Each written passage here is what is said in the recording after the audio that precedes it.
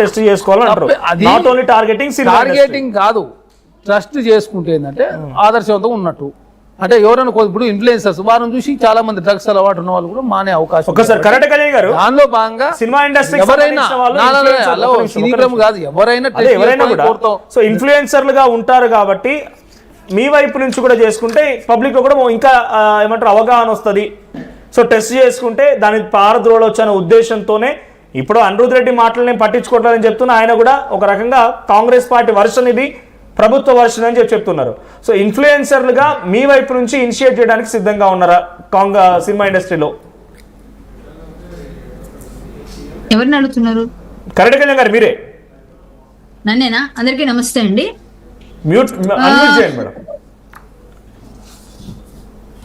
Unmute చేసే ఉన్నాను. Right మాట్లాడండి. అందరికీ నమస్తే అండి. జై శ్రీరామ్. జనరల్ గా ఇక్కడ ప్రతి దానికి సినిమా ఇండస్ట్రీ సాఫ్ట్ కార్నర్ అయిపోతారు, సాఫ్ట్ టార్గెట్. ఎట్లా అంటే ఇప్పుడు సినిమాల్లో ఇంతకుముందు ఆయన అనిరుద్ రెడ్డి గారు ఎవరైతే చెప్పారో ఆయన ఆలోచించాల్సింది ఏంటంటే, ఇప్పుడు మన నట్టి కుమార్ గారు చెప్పినట్టుగా మేము ఒక మీడియం, మీ పిల్లడు ఇలా చెడిపోతున్నాడు, ఇలా డ్రగ్స్ యూజ్ చేస్తున్నారు, ఇలా బయట ఇట్లాంటి పరిస్థితుల్లో వాళ్ళని ఎలా ప్రొటెక్ట్ చేసుకోవాలి మీరు అంటే పిల్లల్ని ఎట్లా మీరు పెంచాలి, పేరెంటింగ్ ఎలా, అన్నింటికీ ఉపయోగపడే విధంగా సినిమాలు తీస్తున్నారండి, బయట జరుగుతుంది చూపిస్తున్నారండి.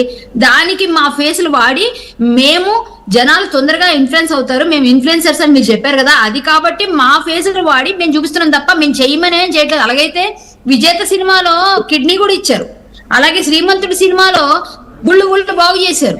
ఇవన్నీ ఎందుకు తీసుకోరు? సినిమా ఇండస్ట్రీ చేస్తున్న మంచి పనులు ఎంతసేపు డ్రగ్స్ పాడు చేస్తున్నారు. ఏ మామ ఏక్ పెగ్లా అన్నారు, వారిట్లా అన్నారు. అలా అయితే దో గుట్ ముజేబీ పిలాది అని ఇంతకు ముందే చేశారు. అప్పుడు మీరు అందరూ నిద్రపోయారా? అందరూ ఆ పాటలు పాడినవి అవన్నీ సినిమాల్లో మంచి వాళ్ళని చెడ్డ వాళ్ళని చూపించడానికి మాత్రమే మేము సినిమా తీసేది. దానిలో మంచి చెడు రెండు చూపిస్తాం. సో మంచిని కూడా తీసుకుంటే చెడుని కూడా ఎందుకు తీసుకుంటారు? చెడునే తీసుకుంటున్నారు, మంచిని తీసుకోవట్లేదు.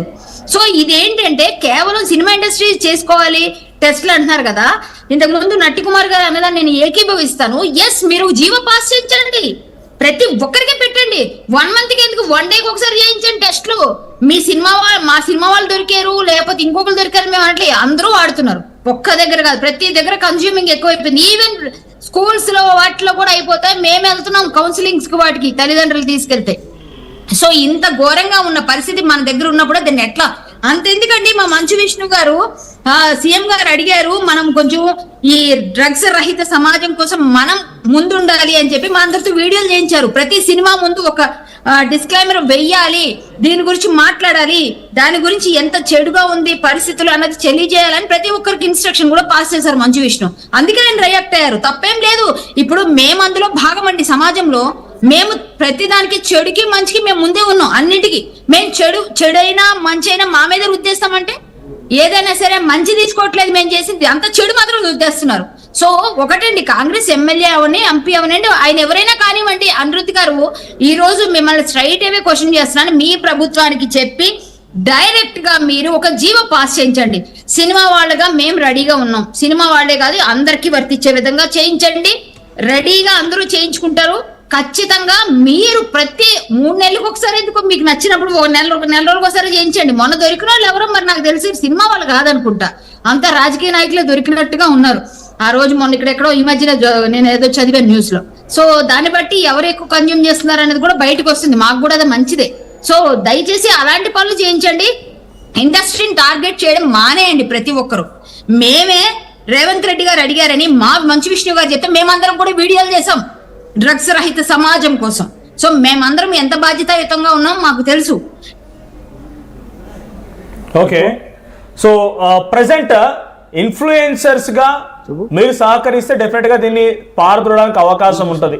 సో అనిరుద్ రెడ్డి మాటల్ని పూర్తిగా కాంగ్రెస్ పార్టీ ప్రభుత్వానికో కాంగ్రెస్ పార్టీకో ఆపాదించలేమని స్వయంగా కాంగ్రెస్ నాయకులే చెప్తున్నారు. ఇఫ్ ఎట్ ఆల్ నిజంగానే ఇన్ఫ్లుయెన్సర్స్ అవసరం ఉంది, జీవో పాస్ చేయకపోయినా దీన్ని మనం పారద్రోలాల్సిన అవసరం ఉందని కాంగ్రెస్ పార్టీ ఇనిషియేట్ తీసుకుంటే, గవర్నమెంట్ ఇనిషియేట్ తీసుకుంటే సినిమా ఇండస్ట్రీ సిద్ధంగా ఉంటుందా నట్టి కుమార్ గారు? ఇప్పుడు సినిమా ఇండస్ట్రీ ఎప్పుడు కూడా సిద్ధంగానే ఉంటుందండి.